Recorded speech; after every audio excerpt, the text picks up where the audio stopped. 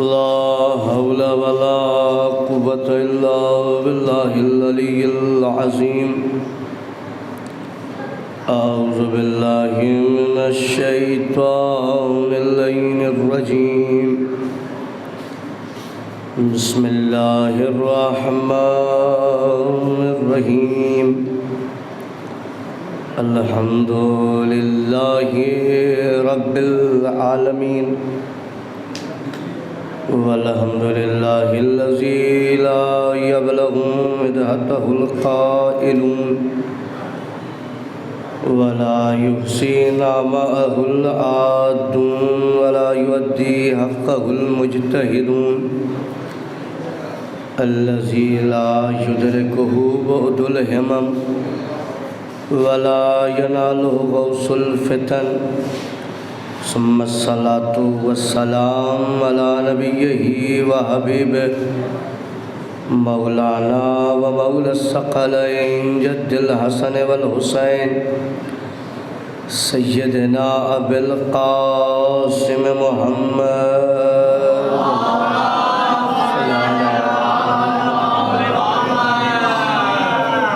وآله الطيبين الطاهرين المعصومين المظلومين المنتخبين ولعنة الله على أعدائهم أجمعين أما بعد فقد قال الله تبارك وتعالى في القرآن المجيد وهو أصدق الصادقين وقوله الحق بسم الله الرحمن الرحيم ولله العزة ولرسوله وللمؤمنين ولكن المنافقين لا يعلمون صلوات بر محمد وآل محمد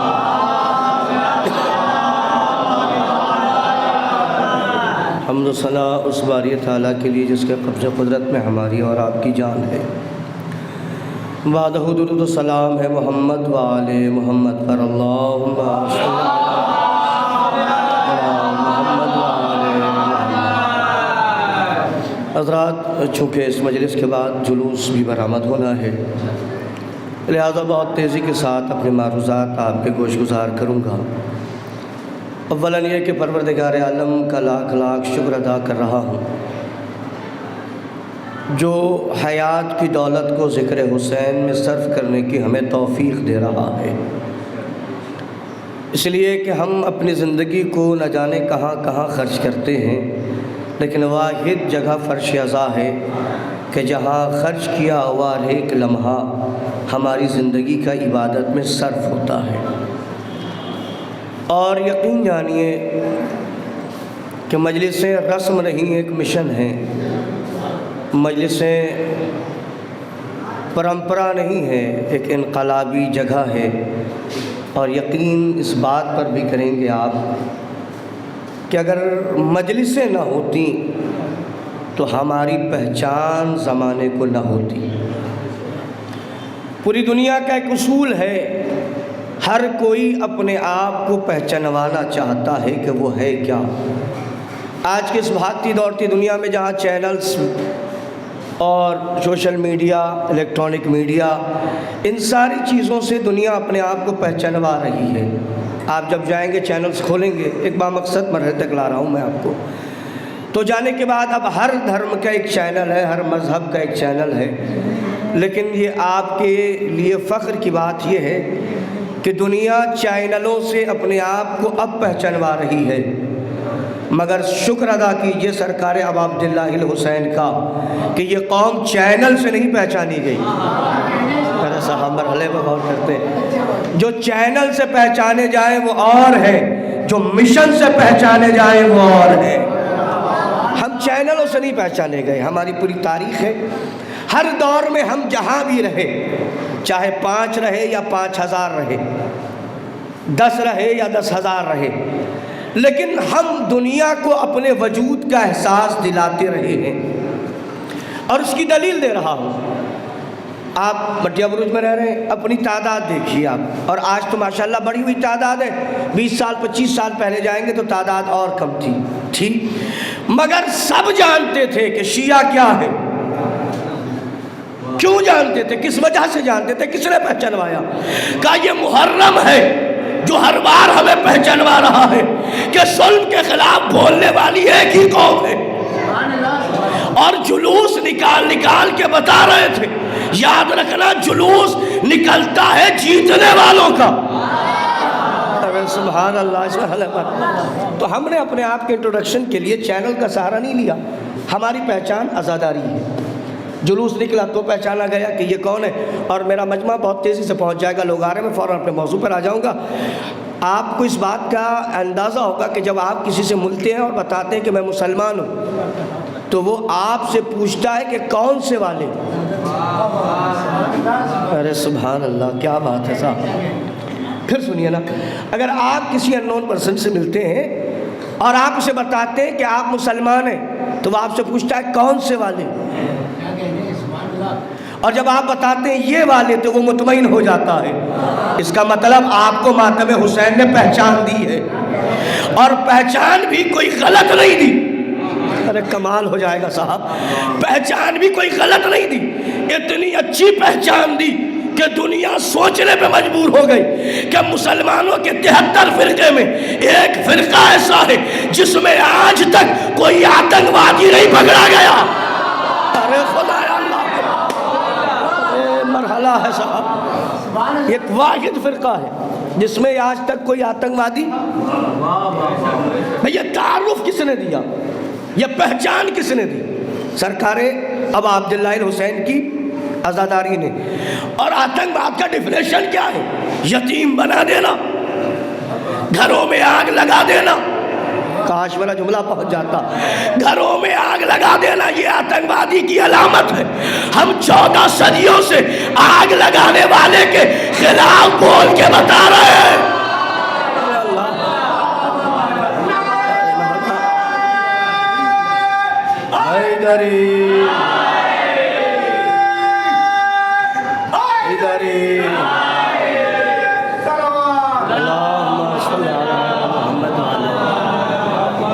تو سرکار ابا عبداللہ الحسین کی عزاداری نے ہمیں کیا دیا ہے؟ پہچان دی، اور پہچان کیسی دی ہے؟ اچھی والی، بہترین پہچان، لائق پہچان۔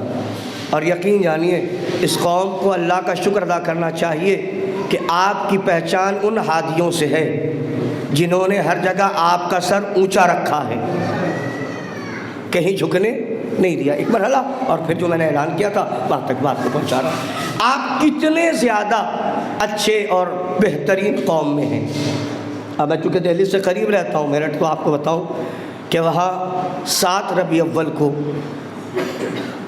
سنسد بھون کے سامنے سے تعزیے کا جلوس جاتا ہے، اور کم سے کم جو کراؤڈ ہوتا ہے وہ 1 لاکھ سے 1.25 لاکھ لوگوں کا کراؤڈ ہوتا ہے۔ کس میں سے جاتا ہے؟ سنسد بھون کے کیمپس سے جاتا ہے۔ اندھینے میں جائیں گے تو آپ کو چیک کیا جائے گا کہیں بم تو نہیں ہے، کمال ہے صاحب، کہیں حملہ کرنے تو نہیں آیا ہے۔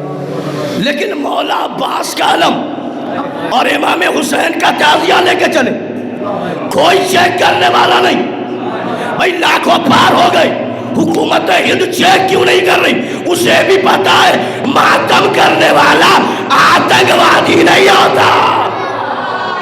سبحان اللہ، ہے مرحلہ، چیک نہیں کیا گیا۔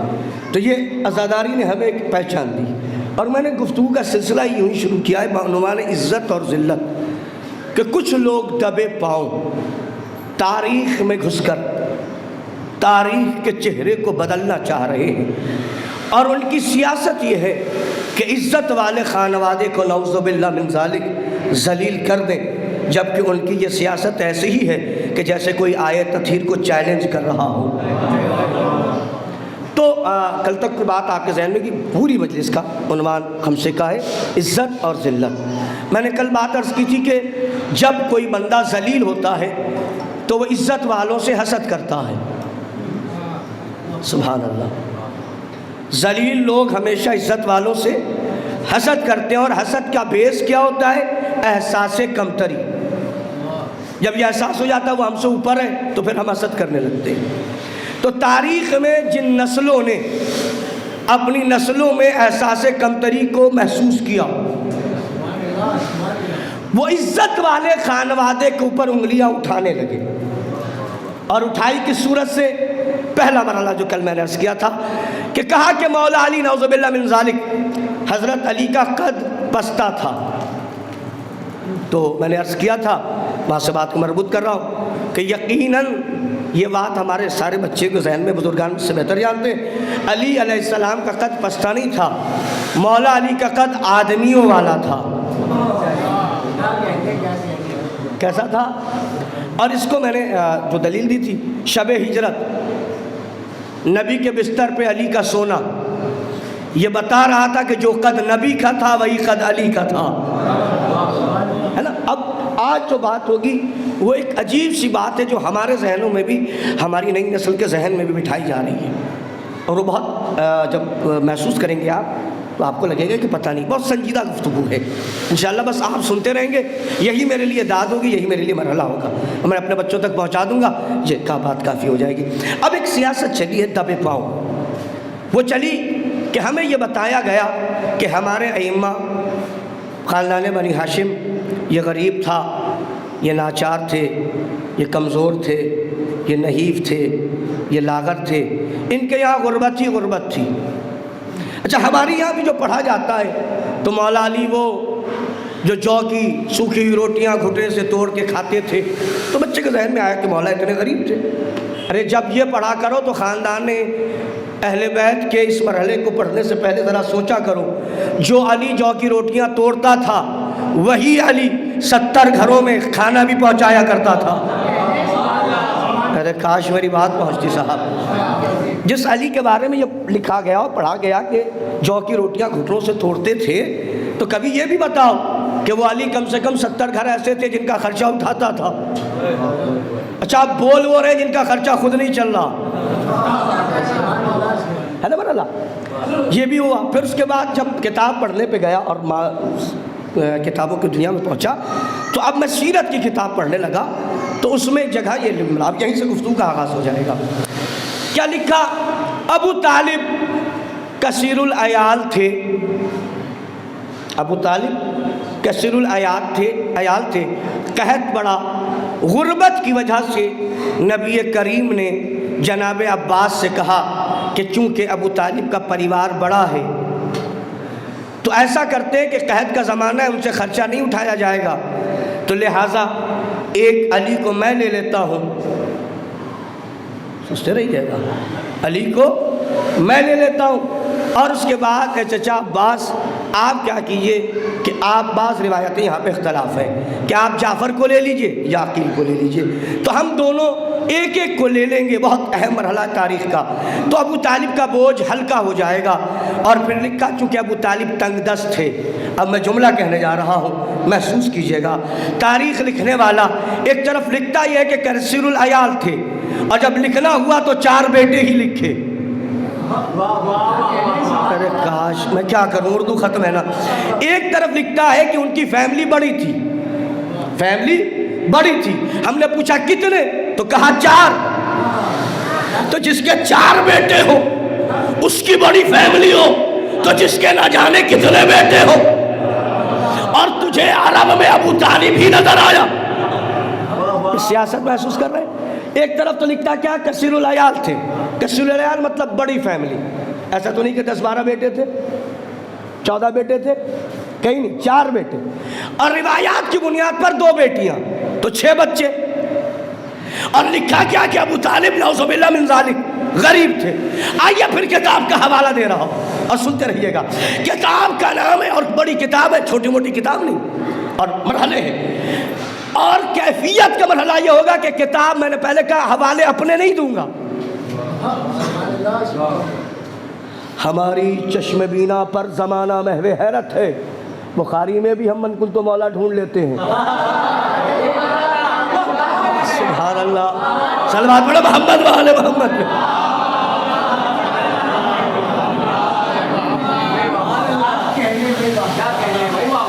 ہم تو سی بی آئی کا کام کر رہے ہیں۔ آپ نے لکھا کیا، کثیر العیال تھے، غریب تھے، یہی لکھا۔ آئیے، قحط پڑا، اور قحط ہوتا ہے ایک پیریڈ کے لیے، ٹیمپروری، اس کے بھی مرحلے عرض کروں گا آپ کے سامنے۔ تو بیٹے ایک محمد کو دے دیے، ایک عباس کو دے دیے۔ تو ٹھیک ہے، آپ بتا رہے ہیں پھر تو گھر صحیح سے چلا ہوگا۔ آئیے آپ کو دکھاتا ہوں یہ کتنے امیر ہیں۔ ایک دن 5 یا 7 سال کے محمد عربی جناب ابو طالب گھر آئے تو دکھائی نہیں دی۔ جناب فاطمہ بنت اسد سے پوچھا کہ کہاں ہے؟ کہا یہیں تو تھے، کھوجا نہیں ملے مکے کے اطراف میں، حتیٰ کہ خانہ کعبہ کے پاس کئی بار جا کے کھوجا، اور کھوجنے کے بعد جب نہیں ملے تو جناب حمزہ کو ساتھ لیا اور لے کر کہا حمزہ اگر محمد نہ ملے تو کچھ لوگ خانہ کعبہ کے پاس بیٹھے تھے، کہا اگر میرا بھتیجا نہ ملے تو انہیں زندہ مت رکھنا، ان سب کی گردنیں اتار دینا، محسوس کیجیے گا، تاریخ ہے، ذرا سا مرحلہ آئے گا۔ کھوجتے کھوجتے سرکار ابو طالب ایک پہاڑی کے چوٹی پہ پہنچے، اور جب پہاڑی پہ پہنچے تو پہاڑی کے اس پار ایک قبیلہ آباد تھا، اور قبیلے کے لوگ یہودی تھے، اور سب نے محمد کو بٹھا رکھا تھا۔ یہودی کا سردار نیچے بیٹھا تھا، محمد عربی اوپر بیٹھے تھے۔ ارے غور نہیں کیا آپ نے؟ یہودی کا سردار نیچے بیٹھا تھا، محمد عربی اوپر بیٹھے تھے۔ یہودیوں کو بھی پتا تھا یہ نبی ہے۔ ارے خدایا اللہ اکبر۔ اب جو مرحلے لکھے ہیں تاریخ میں، اب جب سرکار ابو طالب نے دیکھا تو پہنچے۔ اب یہ روایت اپنی نہیں ہے، لہذا بحث مت کیجیے گا، کتاب مرحلے امت مسلمہ کی کتاب ہے، مجھ سے نتیجہ نکال رہا ہوں۔ سردار قبیلے کا کھجور ہاتھ میں لے کے کہہ رہا ہے، اے سردار بطحا کے بھتیجے، کہاں جملہ پہنچ جاتا صاحب، اے سردار بطحا کے بھتیجے، اے کلید بردار حرم کے بھتیجے، اے محمد یہ کھا لو، اے محمد یہ کھا لو۔ اور لکھتے یہ ہے کہ پہنچتے پہنچتے محمد نے کھجور کھا لیا، ابو طالب نے گود میں لیا، لینے کے بعد یہودی کے سردار سے کہا چونکہ تم نے میرے بھتیجے کو ایک کھجور کھلایا ہے، لہٰذا آج سے 6 مہینے تک تیرے پورے قبیلے میں کھانا نہیں بنے گا۔ بھائی صاحب میں تاریخ پڑھ رہا ہوں، آج سے پورے 6 مہینے تک تیرے قبیلے میں کھانا نہیں بنے گا۔ شرم نہیں آتی؟ جو 6 مہینے تک قبیلے کو کھلا سکتا ہے وہ اپنے بیٹوں کو پال نہیں سکتا۔ صلوات علی محمد وعلی محمد۔ زندہ باد، زندہ باد، زندہ باد۔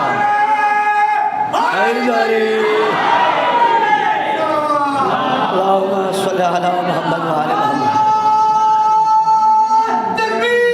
اللہ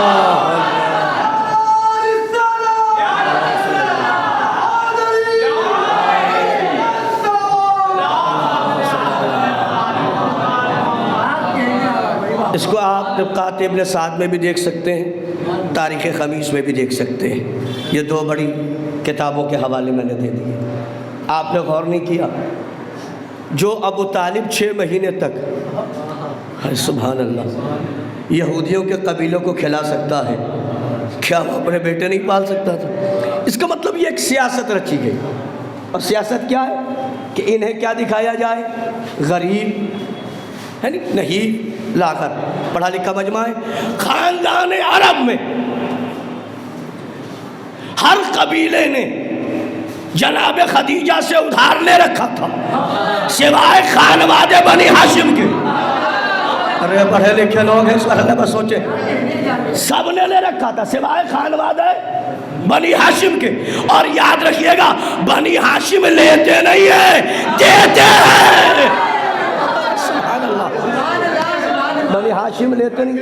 تو ایک الزام کیا ہے کہ یہ غریب تھے، نحیف تھے، ہے نہیں، غربت۔ اچھا ہمیں سمجھایا یہی گیا، کیا کروں میں؟ اب آئیے میں آپ کے سامنے لے کر آیا، تاریخ ہے، اور تاریخ پڑھنا آسان ہے، تاریخ سمجھنا مشکل ہے۔ میں نے یہ بات کل بھی کہی تھی، تاریخ میں سیاستیں ہوئی، ایسی ایسی سیاستیں، سویٹ پوائزن کا کام کیا بٹھا دیا گیا کہ جناب ابو طالب نعوذ باللہ من ذالک۔ اچھا یہ لکھا کچھ لوگوں نے اپنے یہاں بھی لکھ دیا کہ اپنی اولاد کو، یقین دھانی آپ سوچئے کہ سل العیال 4 پہ رک گئے، اس کے آگے نہیں دکھا سکے، جو ابو طالب 6 مہینے تک۔ اچھا چلو تم بہت بڑے تورم خاں بن رہے ہو، غیرت مند بن رہے ہو، تو چلو میں ایک مطالبہ کر رہا ہوں، اور مطالبہ پورا کر دو، نبی کریم کا ولیمہ کس نے کیا؟ ارے کہاں رہ گیا میرا مجمع؟ اللہ اکبر۔ نبی کریم کا ولیمہ کس نے کیا؟ اور ولیمہ ابو طالب نے کیا۔ تو آج مسلمان ہو گئے ہو، کافر کا قرضہ واپس کرو۔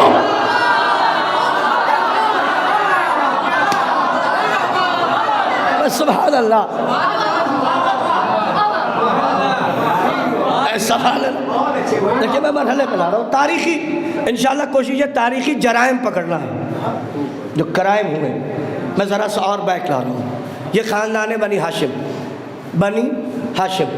میں اپنے بچوں کے علم کے لیے ایک بات بتا دوں، بزرگان مجھ سے بہتر جانتے ہیں کہ جناب ہاشم یہ ان کا لقب ہے، ان کا نام عمر ہے، عین میم رے واو، امر الاولا نام ہے، امر الاولا، لقب کیا ہے؟ ہاشم۔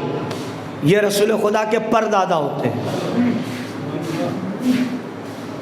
امر الاولا نام ہاشم، اصل میں نام تھا عمر، لیکن چونکہ اتنے ذہین تھے بچپنے میں ہی، اتنے خوبصورت تھے، اتنے چالاک تھے، اتنے تندرست تھے کہ جب کوئی کہتا تھا وہ بچہ، کہتے تھے لوگ اولا ہے۔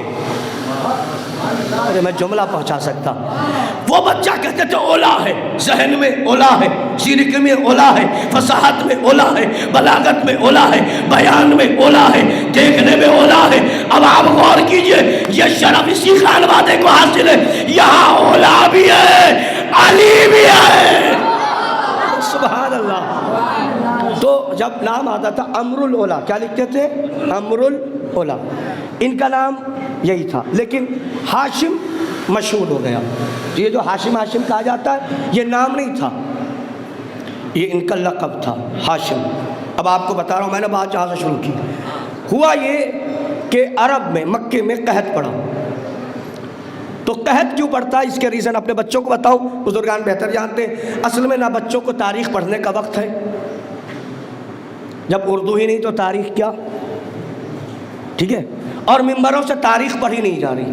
یاد رکھے گا، جملوں کی خطابت اور ہے، تاریخ بیان کرنا اور ہے۔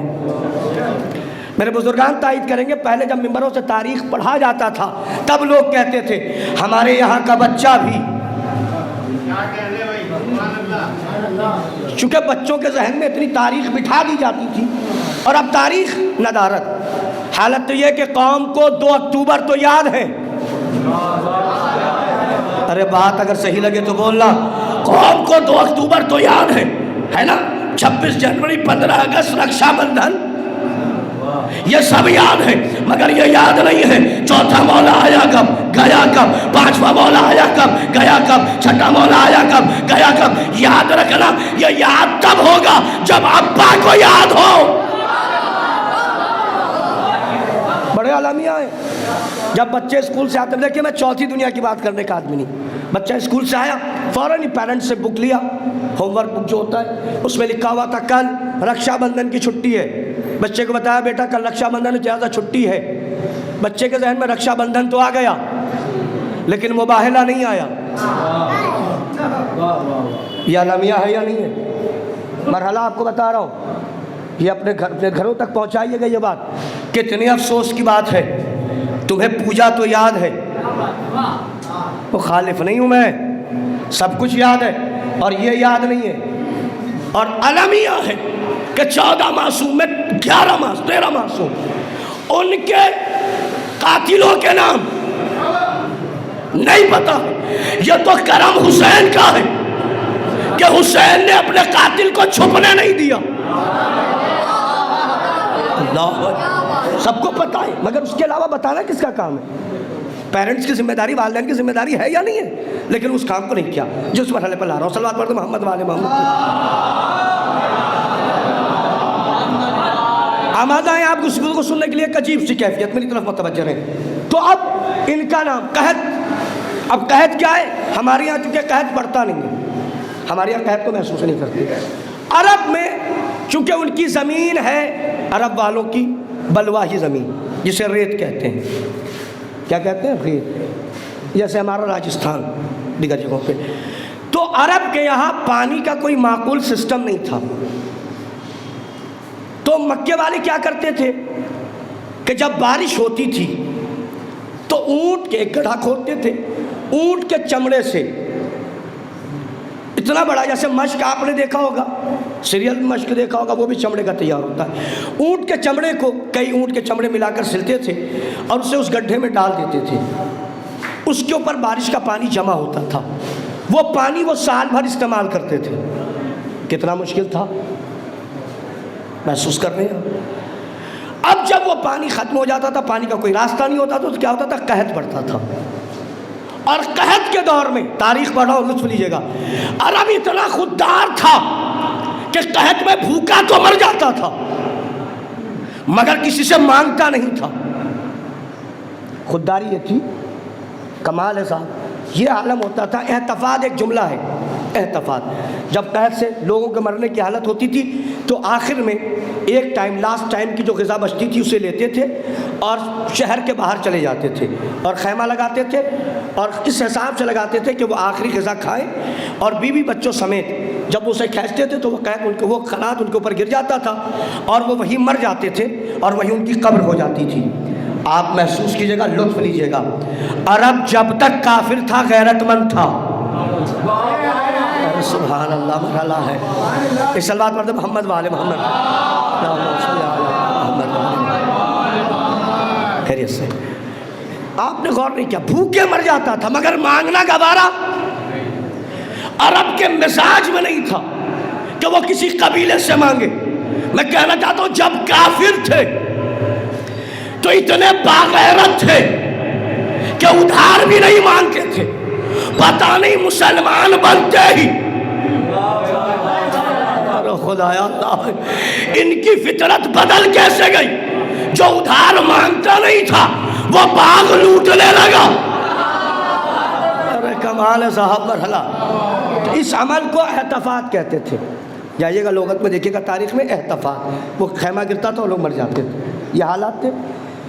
اب جس کنڈیشن پہ لایا ہوں میں, جناب عمر جن کا نام ہاشم ہے, عمرو الاولیٰ, یاد رکھیے گا, تاریخ پڑھنے جا رہا ہوں. عمرو الاولیٰ, پتہ چلا یہ حالات ہیں تو جناب عمرو الاولیٰ یعنی جناب ہاشم نے شام کا سفر کیا, اور شام کا سفر کرنے کے بعد جب وہاں پہنچے تو شام سے روٹیاں خریدی. کیا خریدی؟ روٹیاں. روٹیوں میں کنڈیشن ہے, ایک نرم روٹی ہوتی تھی اس زمانے میں, ایک سخت روٹی ہوتی تھی. سخت جیسے آج کے دور میں آپ توش کھاتے ہیں, جسے رس بھی کہتے ہیں, ہے نا, تو وہ ہوتا کیا, سخت ہوتی ہے. اس زمانے میں اس کو سیکا جاتا تھا اس طریقے سے کہ 1-1.5 مہینے تک خراب نہ ہو. تاریخ ہے قسم خدا کی, اور آپ سن رہے, بڑا لطف آ رہا ہے. سیکا جاتا تھا. وہ اسے کہتے تھے کاک, کاف عین کاف. کیا کہتے تھے؟ کاک. یہ لفظ کاف عین کاف, اسے کہتے تھے کاک. یہ سوکھی ہوئی روٹی جب اسے شوربے میں ڈالا جاتا تھا تو جیسے آپ چائے اور بسکٹ کھاتے ہیں یہ ویسے ہی ہو جاتا تھا. جناب ہاشم روٹی لے کر آئے کاک کی صورت میں, اور لانے کے بعد اونٹ کو نہر کیا. 70 اونٹ نہر کیے, پھر اس کا سالن بنوایا اور کاک دینا شروع کیا. اب ہے ہاشم. ہاشم کیا ملا؟ ایک بڑی ہے سے, حقہ والی سے. ہاشم یعنی عزت والا, احترام والا. یہ جو 2 چشمی ہے والا ہاشم ہے, اس کے مطلب ہے توڑنے والا. کسی مرحلے پر لانے جا رہا ہوں میں. ہاشم مطلب توڑنے والا. توڑنے کی صورت ہے, ایک ایسے توڑا جاتا ہے, ایک ایسے توڑا جاتا ہے. ہاشم اسے کہتے ہیں جو ہاتھوں سے یوں توڑ دے, ہے نا. اب ہاشم کیوں کہا؟ اب جب دعوت کی 40 اونٹ اس کا شیربہ, تو جناب ہاشم کاک نامی روٹی کو توڑ رہے تھے, دے رہے تھے. چونکہ لوگوں کے لیے عمرو الاولیٰ کہنا دشوار تھا, لوگ بھوکے بہت تھے, لہذا کہنے لگے ہاشم ہمیں دے, ہاشم ہمیں دے, ہاشم ہمیں دے. سمجھ میں نہیں آیا, یہ روٹیاں کھلانے والے ہیں, لوٹنے والے نہیں ہیں. اور سبحان اللہ, جس مرحلے پر لایا ہوں میں, تو لوگ کیا کہنے لگے جلدی میں؟ ہاشم نام نہیں تھا ہاشم, ہاشم مطلب توڑنے والا. تو یہاں سے کیا ہو گیا؟ ہاشم. ہاشم. اب جملہ کہنا جا رہا ہوں اور یاد رکھیے گا تاریخی مرحلے پر، کبھی کبھی نام پہ القاب اتنے حاوی ہو جاتے ہیں کہ لقب مشہور ہو جاتا ہے. یہاں تک لانا مقصود تھا. نام امراللہ، لقب ہاشم. ایسے ہی قصی کا نام قریش مشہور کیا ہوا؟ آج نہ جانے کتنے لوگ قریشی بن رہے ہیں. انڈیا والے اور ہیں، ارے خدایا جملہ سنیے گا، پیشے سے قریشی بننا اور ہے، نسل سے قریشی بننا اور ہے. ارے جملہ ہے صاحب. دیکھیے کیا کروں، میرے موضوع میں یہ بات نہیں آئی. تو قصی کا نام قصی تھا، لقب قریشی. ان کا نام امراللہ تھا، لقب ہاشم. اس گھرانے کا مزاج، اب میں لقب لوں گا آپ سوچتے جائیے گا کیسے مرحلے ہیں اس گھرانے کا مزاج. میں نے کہا اسد اللہ، کمال ہو گیا صاحب. میں نے کہا سید البطحہ، سبحان اللہ. اب ایسے سمجھائیے، اب نام لینے کی ضرورت نہیں. کبھی کبھی لقب اتنا بڑھ جاتا ہے کہ نام لینے کی ضرورت نہیں. لقب لو، لوگوں کے ذہن میں نام آ جائے گا. میں نے کہا نفس رسول نہیں، پھر سنیے، میں نے کہا ولی اللہ، میں نے کہا لسان اللہ، میں نے کہا جنب اللہ، میں نے کہا فاتح بدر، میں نے کہا فاتح خندق. اب بھی نہیں پہنچے، میں نے کہا جنت کا سردار. اب جملہ سنیے گا، میں نے کہا علمدار. کہاں پہنچے؟ یہاں نام لینے کی ضرورت نہیں، یا القابات نام تک پہنچاتے جہاں تک لایا ہوں. تو سیاست کیا رچی گئی؟ انہیں غریب بتایا جائے. کہو اس تاریخ کے ڈنڈی مار مورخ سے، جس کا دادا تمہیں کھلا گیا، کہاں رہ گئے آپ؟ اللہ اکبر. میں نے بنا دیا جناب ابو طالب، جناب ہاشم، اور آخری بات اور اب سے صاحب ہوگا، لیکن یہی نچوڑ ہے. تم بتانے لگے یہ غریب تھے، چونکہ ان کی دولت کا تذکرہ نہیں کیا. ایک صاحب آج کل بول رہے ہیں، جناب یہ خاندان بنی ہاشم سے ہٹ کے بات ہے، کہ جناب خدیجہ کے پاس اتنی ملکیت نہیں تھی، وہ اتنی امیر نہیں تھی. میں نے کہا چلو پہلے پتا تھا دوسرا جلتا ہے. اب کچھ لوگ ہمارے خیمے میں بھی آ کر، ارے جو پہنچا ہے وہ تو لطف لے گا، نہیں کہہ رہے جناب خدیجہ کے پاس اتنی نہیں تھی. پھر حوالہ دے رہا ہوں، اور کتابیں اٹھا کے دیکھیے، کتاب پڑھنا چاہیے. نبی کریم پہنچنے کے بعد جناب خدیجہ نے دیکھا چہرے کا رنگ اداس ہے. پوچھا کیا ہوا؟ کہا میرے امتی بھوکے ہیں. کہا کیا کروں؟ کہا خدیجہ بی بی یہ بھوک سے مر جائیں گے. بی بی نے حکم دیا، حوالے آخر میں دیتا ہوں، بی بی نے حکم دیا، کنیزوں سے کہا، کنیزوں نے دولت جمع کی، میری طرف دیکھنا. کہنے والے یہ صاحب تھے. یہ ذہن میں رکھیے گا اور پھر لطف آئے گا. جناب خدیجہ نے حکم دیا، کنیزوں نے دولت جمع کی. اب ان کا بیان سنیے. اتنی دولت جمع ہو گئی کہ مجھے نبی نہیں دکھائی دے رہے تھے. اگر مجمع پہنچ جائے گا تو دعا دے دے گا. اتنی دولت اکٹھا ہو گئی مجھے نبی نہیں دکھائی دے رہے تھے. میں نے کہا یہ آپ کی پرانی عادت ہے، جب دولت سامنے ہو تو نہ نبی دکھائی دیتا نہ اولاد نبی. سبحان اللہ.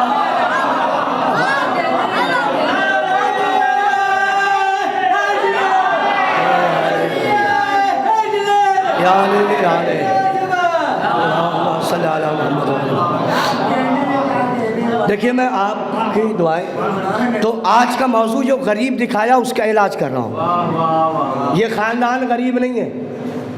ایسا خانوادہ دکھاؤ جو زمین والوں کو بھی دیتا ہو، سبحان اللہ، اور آسمان والوں کو بھی دیتا ہو. اب میں تاریخ کے دامن میں جا کر جو نتیجہ دینے جا رہا ہوں، اگر بہتر لگے تو دعا دے دیجیے گا. جنگ خیبر سب کو یاد ہے، یاد ہے. میں اس جنگ خیبر سے نہ جانے کتنے قبیلوں کے راز کھلیں گے. آئیے جنگ خیبر کی تاریخ جب پلٹ کر واپس آئے ہیں تو مسلمان سونا لے کر آ رہا ہے. اس سونے کے چکر میں سونا بھول چکا ہے. آ رہا ہے یہی ہے. اس کے بعد کے جملے ہیں تاریخ کے. چاہیے آپ بڑی سے بڑی تاریخ کی کتاب اٹھا کے دیکھیں. اس میں لکھا یہ مسلمانوں نے فتح خیبر کے بعد پیٹ بھر کے کھجور کھایا. کہاں لے گیا ہوں میں سن. مسلمانوں نے فتح خیبر کے بعد پیٹ بھر کے کھجور کھایا. تو جن کے اجداد پیٹ بھر کے کھا نہ سکتے ہوں, کہاں ہے پیٹ بھر کھجور کب کھایا؟ فتح. اب جملہ کہنے جا رہا ہوں. الزام ابو طالب پہ لگایا, غریب تھے. ارے جس کا بیٹا خیبر فتح کرے اس کے بعد تمہیں پیٹ بھر کھجوریں نصیب ہو. خیبر کس نے فتح کیا؟ علی نے. اور پیٹ بھر کھجوریں کنہیں ملی؟ جس کے بیٹے کی وجہ سے تمہارے پیٹ بھرے. ارے جملہ سنیے گا. جس کے بیٹے کی وجہ سے تمہارے پیٹ بھرے اس کا باپ. اب جملہ خطابت کیا کہہ رہا ہوں. علی وہ ہے جس کی وجہ سے تمہارے پیٹ بھرے. ابو طالب وہ ہے جس کی وجہ سے علی کا پیٹ بھرے. عالمیہ اس کے اوپر آخری مرحلے پر لایا ہوں دوستوں, سنتے رہیے گا. الزام لگا دیا غریب تھے, اس پر بھی چلو تم نے کہا غریب, چلو مجھے ایک غریب ایسا دکھاؤ کہ جس کے دامن میں اتنی زیادہ دولتیں ہوں. اچھا اسے دولت غریب کہہ رہا ہو جس کے بیٹوں کے ہاتھ کا دھون زمرد اور یاقوت بن جائے, یا تم اسے غریب کہہ رہے ہو جس کے گھر کی کنیز فضہ فضہ بنا دے.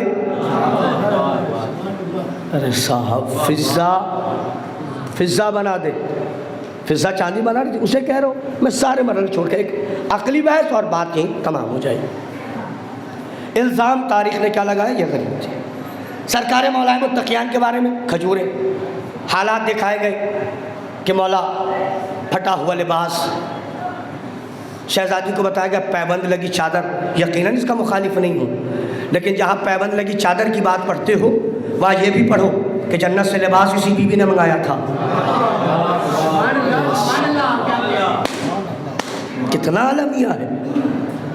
جہاں یہ پڑھی جاتی ہے باتیں کہ پیبند تھے چادر کے اندر, سر چھپاتی تو پیر کھل جاتا, یقیناً ہے ایسا, لیکن وہاں یہ بھی تو پڑھو کہ اختیار کتنا تھا.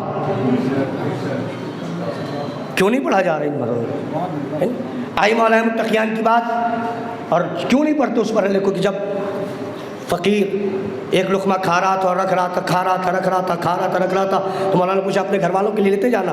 اس نے کہا میں گھر والوں کے لیے نہیں, مسجد میں ایک شخص سے مل کر آیا ہوں, وہ جو کی سوکھی روٹی تھی اس کے پاس. جملہ سنیے گا.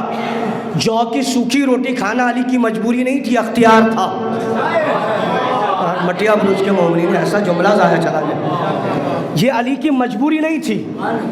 عالمیہ یہ ہے کہ بتایا گیا کہ علی کی مجبوری تھی. بھائی اس واقعے کے ساتھ دسترخوان امام حسن کیوں کہا؟ تاکہ زمانے کو پتہ چل جائے علی اختیار سے کھا رہے تھے, مجبوری سے نہیں. بھائی جو فقیروں کو دے سکتا ہے, یہ ذہن میں بٹھایا جا رہا. اب آخری مرحلے پر آیا ہوں میں. سرکار امام حسن کا مرحلہ انشاءاللہ کل آئے گا. امام حسن پہ ایک الزام لگایا گیا ہے کہ یہ تاریخی جرائم ہے کہ 90 شادیاں کی تھیں, 400 شادیوں تک کی روایتیں لکھی گئیں امام کی ذات کو مجروح کرنے کے لیے. تو میں ایک جملہ ان سے کہنا چاہتا ہوں, جو ان لوگوں نے لکھا ہے, مجھے بحث اس میں نہیں ہے کہ شادی کس مولا حسن نے کی تھی, مجھے تو بحث ان پر ہے کہ جنہوں نے اپنی بیٹیاں دی تھیں. یہ پورا چیپٹر کل کھلے گا, تاریخی جرائم یہ کیسے کیسے. اب بات سرکار اب عبداللہ حسین تک آ گئی. ابھی کچھ دنوں پہلے اصل میں ایک ملک ہے جو ڈالر ریال والے کو بھیجتا ہے اور ریال والا روپے والے کو بھیجتا ہے. کمال ہے میرے بھائی. اور اس نے ایک مقالہ لکھا, ٹھیک ہے, حسین اور یزید. اس میں ایک بات لکھی, چونکہ میں بتا رہا ہوں اپنے بچوں کو بزرگان میں, اس میں لکھا کہ حسین چلے ہیں تو عالم غربت میں شہر سے چلے ہیں, غریب الوطن اور ہے، مال کا غریب اور ہے۔ حسین غریب الوطن ہے، غریب الدولت نہیں ہے، غریب المال نہیں۔ سنیے گا یہاں سے تاریخی درسیہ اور انشاءاللہ رحمت تمام۔ الزام کیا ہے کہ دولت ان کے پاس یہ غریب تھے۔ مولا چلے کب؟ 28 رجب کو۔ کم سے کم جو قافلے میں لکھا ہے وہ 150 افراد تو ہیں۔ 28 رجب کو چلے، میری طرف دیکھیے گا۔ رجب، شعبان، رمضان، شوال، ذیقعد، ذی الحج، محرم، کتنے ہوئے؟ 5 مہینے 12 دن۔ کتنے آدمیوں کے ساتھ؟ کم سے کم 150۔ مکے میں جب پہنچے تو تعداد بڑھی ہے، 700 قریب افراد پہنچے۔ اب بتاؤ حسین نے راستے میں تجارت کہاں کی؟ تاریخ ایسے نہیں سنی جاتی میرے بھائی۔ چلے ہیں نا، یہ تو نہیں کہ بھوکے چلے ہیں، یہ تو نہیں کہ پیاسے چلے، سفر ہے تو کھانا بھی ہے، پینا بھی ہے، قیام بھی ہے، مکے میں پہنچے، قربانیاں بھی ہیں۔ اب مجھے بتاؤ کہ جو حسین 6 مہینے تک لوگوں کو پال سکتا ہے، شملہ پہنچ سفر میں، تو خرچ کون اٹھائے گا؟ قافلہ سالہ، 5 مہینے 12 دن، 2 دن ادھر کے، پھر وہاں پہنچے، زمین کربلا خریدی۔ صاحب ایسے نہیں سنتے، بڑی محنت کر کے لایا ہوں بھائی۔ زمین کربلا خریدی یا نہیں؟ کتنے میں؟ 70,000 درہم میں۔ مولا زمین کربلا خرید کیوں لے؟ کہ آنے والی نسلوں کو بتا رہا ہوں، ہم وہ ہیں جو خرید کے شہر آباد کرتے ہیں۔ سبحان اللہ، سبحان اللہ۔ کتنے؟ 5 مہینے 12 دن۔ خرچہ کس نے اٹھایا؟ امام حسین نے۔ قربانیاں جو دی وہ سارے مرحلے۔ زمین کربلا خریدی کتنے میں؟ 70,000 درہم میں، اور نام بھی اکبر کے کیا۔ بس سبحان اللہ۔ کسی نے پوچھا مولا، اس مرحلے پر بحث ہے، زمین لیا، رجسٹری کرائی، پھر حوالے کر دیا، ایک ہی ساتھ 2 چیزیں دکھائی، خریدا بھی دیا بھی۔ ارے سبحان اللہ۔ لیکن رجسٹری ختم نہیں کرائی، بینامہ ختم نہیں کرایا۔ اب زمین کربلا کسی کے پاس رہے، نام اکبر کے ہے۔ کس کے ہے؟ اکبر کے۔ میں تاریخ پڑھ رہا ہوں، نکات نہیں جس وجہ پر۔ تو خریدا، پیسے کہاں سے آئے؟ راستے میں کوئی تجارت کی؟ بس بات سمجھ رہا ہوں، کوئی تجارت کی؟ بتائیے مجھے۔ کوئی کاروبار لگا دیا، کوئی اسٹال لگا دیا، کچھ کیا؟ پھر اتنے پیسے آئے کہاں سے؟ اتنی ملکیت آئی کہاں سے؟ سوال ہے نا میرا، سنتے رہیے گا۔ آخر وجہ کہاں، پیسے کہاں سے آئے؟ تو پھر یاد رکھیے گا، تاریخ اٹھا کے دیکھیے، آپ کو پتا چلے گا بنی ہاشم کا خانوادہ غریب نہیں تھا، اس کے باغ بھی تھے، اس کے پیڑ بھی تھے، اس کے کنویں بھی تھے، مگر تاریخ کے اندھوں کو روٹیاں تو نظر آئی ہے، باغ نظر نہیں آیا۔ سبحان اللہ، سبحان اللہ۔ کیا کروں میں صاحب؟ یہ تاریخ کی ستم ظریفی ہے، نہیں تو اور کیا ہے؟ یہ تاریخی نے ظلم کیا یا نہیں کیا ہے؟ سنتے رہیے گا۔ اور مولا نے حج کو عمرے سے بدلا، یہی ہے حج کو۔ اور کوئی ہے جو بدل کے دکھائے؟ پڑھے لکھے لوگ ہیں، میں مولوی پہنچ جاؤں حج کو عمرے سے بدل دوں گا؟ مولا نے حج کو عمرے سے بدل کے بتایا اختیار حسین کیا ہے۔ یہ بحث میں ایک اضافی بات ہے۔ حج کو عمرے سے بدلا، کربلا گئے، مولا آخر ایسا کیوں کیا؟ ایک زمانہ آپ کو یاد ہوگا، ایک ملک کے اوپر اس مکے والے نے آرڈر لگایا تھا، یہ کربلا نہیں آئیں گے، یہ حج کو نہیں آئیں گے، یہ حج کو نہیں آئیں گے، ایران حج کو نہیں جائے گا، ایران حج کو نہیں جائے گا۔ مولا نے 1400 سال پہلے حج کو عمرے سے بدل کے کربلا آباد کر۔ مورخ جھوٹی سیاست رچ رہا ہے اس خانوادے کو، خاندان کو غریب بتانے کے لیے، جبکہ یہ غریب نہیں تھے۔ یاد رکھیے گا، ایک آدمی کے پاس لاکھوں روپے ہو، لیکن قناعت سے کام کیوں لیا؟ امام حسن کے پاس تھا سب کچھ، مگر قناعت سے کام کیوں لیا؟ کیوں نہیں لذیذ خوب کھانے کھائے؟ کیوں نہیں خوب عالیشان کھانے کھائے؟ علماء کہتے ہیں ائمہ نے سادہ زندگی یوں گزاری تاکہ کسی غریب کو کھانا کھاتے ہوئے، کپڑا پہنتے ہوئے شرم کا احساس نہ ہو۔ ارے نہیں، ماں حسن گفتگو دے رہا ہوں۔ کیوں کھائی؟ تاکہ کسی غریب کو شرم کا احساس۔ جب روٹی کھاؤ، کوئی کہہ رہے روٹی کھا رہا سوکھی، اس سے کہو میں کیا علی کھاتے تھے؟ ارے سبحان اللہ، مولا سلامت۔ اچھا تم نے معمولی کپڑا پہنا ہے تو اس سے کہو میں کیا علی پہنتے تھے؟ کیا میرا مجمع بھول گیا؟ علی نے دو لباس بازار سے خریدے، ایک مہنگا تھا ایک سستا تھا۔ قمبر کو دیا مہنگا والا، خود لیا سستا والا۔ قمبر نے کہا مولا یہ کیوں؟ کہا قمبر تم جوان ہو اور جوان کے جسم پہ اچھے لباس اچھے لگتے ہیں۔ مساج دیا یہاں سے۔ یہ کیوں زندگی ایسی گزاری ہے؟ تاکہ آنے والی نسلوں کو زندگی گزارنے میں پریشانی نہ ہو۔ چاہتے تو وہ مکان جسے تاریخ نے لکھا ہے ایک چھوٹا سا دروازہ لکھا ہے، ایک معمولی سا مکان، یہ ظلم ہے؟ اور اسے معمولی مکان کہتے ہو جس مکان کے دروازے پہ فرشتہ آ کے رکا رہے؟ تم نے ستم کیا ہے۔ اور یاد رکھنا یہ تمہارے ساری سیاستیں سب برداشت کر سکتے، اس قوم سے برداشت نہیں۔ اہل بیت الحمدللہ غریب نہیں تھے، ان کے پاس سب کچھ تھا، قناعت میں زندگی گزاری۔ ورنہ کہاں لے جاؤ گے ان واقعات کو؟ 70 ہزار رکھو گے تو ذلیل کر دو گے؟ یہ تمہاری جہالت تھی۔ آج سے دنیا کا ٹریڈ بدل جائے گا، فاقوں میں لوگ سکون سے جئیں گے کہ فاقے میں ہے تو کیا ہوا، حسین غریب بھی تو فاقے میں تھے۔ آج جب پیاس کا غلبہ ہوگا نا تو پیاسا جس مرحلے پر بھی ہو اسے تشفی ہوگی، میں کیا کربلا میں زہرا کا جایا پیاسا۔ آج کی مجلس، اس کے بعد آپ جلوس ہو جائیں گے، مجلس تمام ہو گئی، کل مرحلے انشاءاللہ اس سے آگے بڑھ جائیں گے۔ تاریخی جرائم اور تاریخی جو بدعنوانیاں پھیلائی گئی ہیں ان تک پہنچانا ہے آپ کو۔ لیکن میں کیا کروں، جب میں مصیبتوں کے کائنات میں جاتا ہوں، سلطان بھائی جانے کے بعد جب دیکھتا ہوں اور اہل بیت کے مسائل کو دیکھتا ہوں تو پھر احساس ہوتا ہے خدایا ہمارے ہندوستان میں بھی اگر آ جاتے،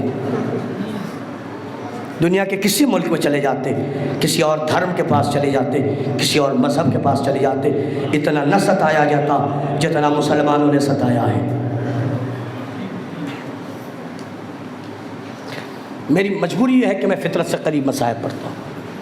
کل جناب سکینہ کے سلسلے سے بات ہوئی تھی، آج انہی کے سلسلے سے بات ہوگی اور مجلس تمام ہو جائے گی۔ آپ اکثر و بیشتر بائک کا سفر کرتے ہیں، بائک پہ جاتے ہیں، اگر چھوٹا بچہ آپ کے ساتھ بیٹھا ہو بائک پر، اکثر ہوتا ہے 4 سال 5 سال کا بچہ آپ کے ساتھ بیٹھا ہو، پہلے یہ بتائیے اسے پیچھے نہیں بٹھاتے، اسے آگے بٹھاتے ہیں۔ ہمارے بزرگان جس زمانے میں سائیکل کا زمانہ رہا ہوگا تو چھوٹے بچے کو آگے بٹھاتے تھے اور ایک ہاتھ سے پکڑتے تھے۔ آپ بائک اور دیگر جو زمانے ہیں اس میں آپ چھوٹے بچے کو جب بٹھاتے ہیں تو کہاں بٹھاتے ہیں؟ آگے چلا رہے ہوتے مگر ذہن بچے کی طرف ہوتا ہے کہیں بچہ گر نہ جائے۔ یہی ہوتا ہے، میں بات وہ کر رہا ہوں جو آپ کی زندگی میں ایسا ہوا ہوگا۔ اور اللہ نہ کرے کہ آپ کی بائک باہر کھڑی ہو، کوئی 4 سے 5 سال کا بچہ جا کر اس پر بیٹھ جائے اسٹینڈ پہ ہو اور اندر سے ماں دیکھے فوراً تڑپ کے کہے گی ذرا جلدی اتارو کہیں گر نہ جائے۔ چچا دیکھیں گے فوراً توڑیں گے، باپ دیکھیں فوراً، کیسا نہ ہو بچہ گر جائے۔ یہ بتانا آج کے اس دور میں جو آپ کی بائک ہوتی ہے اس کی ہائٹ کیا ہے؟ 3 فٹ 4 فٹ، اس سے زیادہ کی تو نہیں ہے۔ ذہن میں یہ رکھنا۔ آؤ میرے ساتھ، مولا کا ایک صحابی ہے جس کا نام منہال ہے۔ منہال کوفی مولا کے پاس پہنچ کے کہتا مولا سفر کے کچھ حالات بتائیے، 11 محرم کو ہوا کیا؟ کہا منہال یہ بتا تیری کوئی چھوٹی بہن ہے؟ بلال کہتا ہاں مولا ہے۔ کہ بلال اگر وہ بہن تجھے آواز دے اور تو مدد نہ کر پائے، کہتا مولا دعا کروں گا کہ اللہ مجھے اس وقت موت دے دے۔ میرا مولا کہتا ہے منہال میری مجبوری ہے کہ میں مصائب آرام سے پڑھتا ہوں۔ منہال 11 محرم کو ہم نے خاک کربلا پر صبح کی، جلی ہوئی راکھ پر ہم نے صبح کی۔ ظالم کی طرف سے رسیاں آئیں، ایک ظالم بڑھا کے بیویوں کے ہاتھ باندھے۔ میری پھوپھی زینب نے کہا ہم سیدانیاں ہیں، تو ہمیں ہاتھ نہیں لگا سکتا۔ منہال میری پھوپھی نے رسی لی، بیویوں کو باندھا جانے لگا۔ پتہ ہے منہال میری پھوپھی یوں باندھ رہی تھی ہاتھ، مگر ظالم نے کہا ہاتھ ایسے نہیں بندھیں گے، ہاتھ پس گردن بندھیں گے۔ اللہ اکبر، ہاتھ پس گردن بندھیں گے۔ مجھے وہ مرحلے نہیں پڑھنے، سب کے ہاتھ بند گئے، منہال میں رہ گیا، سکینہ رہ گئی، پھوپھی رہ گئی۔ منہال میں نے سوچا سمجھا، میرے خیال میں آیا شاید سکینہ کو پھوپھی کے ساتھ ناکے پہ بٹھایا جائے گا، لیکن منہال پھوپھی کو بھی ناکے پہ بٹھا دیا گیا۔ اللہ جانے زینب کیسے بیٹھی، مگر میں نے روایت میں پڑھا ہے بی بی زینب نے سوار ہونے سے پہلے ایک مرتبہ فرات کر کے کہا تھا عباس کیا زینب کو سوار کرنے نہیں آؤ گے؟ اجرکم من اللہ، اللہ کوئی غم نہ دے۔ میرا مولا کہتا منہال پھر زیور طوق و سلاسل لایا گیا، لانے کے بعد مجھے اس پہنا دیا گیا، مجھے بھی الگ خونٹ پہ بٹھا دیا گیا۔ اب میں کہہ رہا ہوں بھائی بیٹھے ہونا، بہنیں ہوں گی، بھتیجیاں ہوں گی، بیٹی ہوگی، تصور کرنا۔ میرا مولا کہتا ہے سکینہ کبھی مجھے دیکھ کے رو رہی تھی، کبھی پھوپھی زینب کو دیکھ کے رو رہی تھی۔ منہال میں سوچ رہا تھا سکینہ کو بٹھایا کہا جائے گا، منہال سکینہ بیٹھے گی کس کے ساتھ؟ منہال جانتے ہو پھر کیا ہوا؟ کہا موت میں کیا ہوا؟ کہا منہال جانتے ہو ایک اونٹ کو لایا گیا، سکینہ کو تنہا بٹھایا گیا، اس اونٹ پہ سکینہ کو بٹھایا گیا، سکینہ چلتی رہی، اونٹ چلتا رہا۔ منہال ایک راستے میں مرحلہ آیا، سکینہ ناکے سے گر گئی، سکینہ ناکے سے گری، پھوپھی اماں اسے لے کر آ گئی۔ اب یہیں پہ سننا مجلس تمام ہو جائے گی۔ پھوپھی اماں لے کر آئی، ظالم کو غصہ آیا، ظالم نے سکینہ کو دوبارہ لیا۔ اب لینے کے بعد منہال ظالم نے سکینہ کو سینے کے بل اونٹ کے پشت میں رکھا، رکھنے کے بعد رسیوں سے جکڑ کے باندھا۔ منہال ہمارے اونٹ چلائے جا رہے تھے، سکینہ جس میں تھی اسے دوڑایا جا رہا تھا، اور جب جب اونٹ دوڑتا تھا سکینہ کہتی تھی اے بھیا سجاد مجھے بچا لو۔ منہال میں تڑپتا رہ گیا، اے منہال، اب جو قافلہ روکا گیا نا، منہال میں دوڑ کے گیا، سکینہ بے ہوش تھی، منہال رسی کو کھولا گیا۔ بھائی کسی کو یہ منظر اللہ نہ دکھائے، مولا کہتا ہے منہال اب جو رسی کھولی گئی، سکینہ کا سینہ زخمی تھا، اونٹ کے پشت رنگین تھی۔ منہال جی مولا ہوش میں لانے کے لیے کیا کرتے؟ کہ مولا پانی ڈالتے۔ کہ منہال سجاد اتنا غریب تھا، پانی بھی موجود نہ تھا۔ سکینہ جب ہوش میں آئی ایک بات کہتی ہے اے بھیا میرا سینہ درد کر رہا ہے، امو کو بلا دو، امو آ جائے۔ سکینہ سکون پایا۔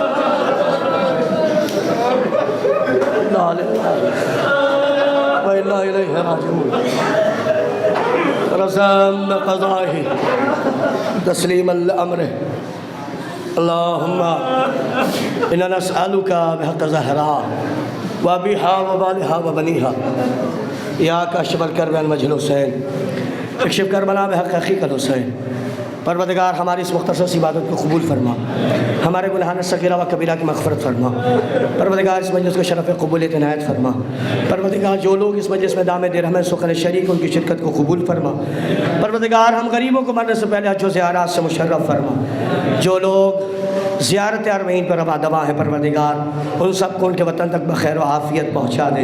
پروردگار تیری بارگاہ ہمیں دعا ہے، کربلا آباد ہے، نجف آباد ہے، مشہد و قم و سامرہ و کاظمین آباد ہے، اللہ کری یہ سارے روزے آباد رہے، مگر پروردگار 3 بیٹیوں کا مزار ویران ہے، ایک محمد مصطفیٰ کی بیٹی کا روضہ، ایک علی مرتضیٰ کی بیٹی کا روضہ، ایک حسین شہید کی بیٹی کا روضہ، مگر پروردگار فرق ہے، جناب سکینہ جناب زینب کا روضہ پہلے کی طرح آباد نہیں ہے مگر پھر بھی آباد ہے، اور قبروں پہ سایہ تو ہے۔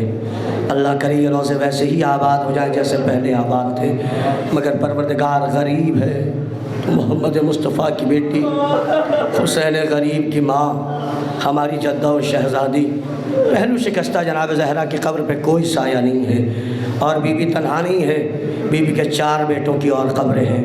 پروردگار جلد از جلد ایسے وسائل پیدا فرما، جنت البقیع آباد ہو جائے، مزارات کے دشمنوں کو نصف نابود فرما۔